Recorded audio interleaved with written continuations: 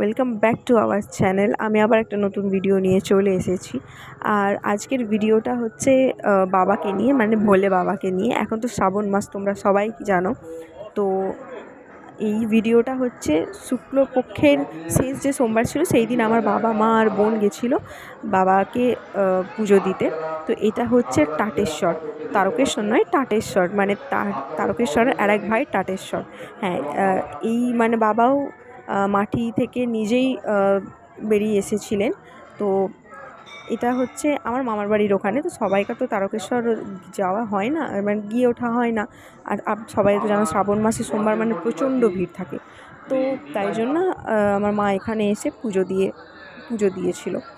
তো এখানেও কিছু কম না, এখানেও অনেক ভিড়ভাড় হয়। আর আমার মায়ের পুজো দেওয়া হয়ে গেছে। ওই যে আমার মা লাল পাড় সাদা সাদি পরে, মানে মন্দির প্রদক্ষিণ করে বাবাকে প্রণাম করছে। তো আজকে ভিডিওটা এইটুকু।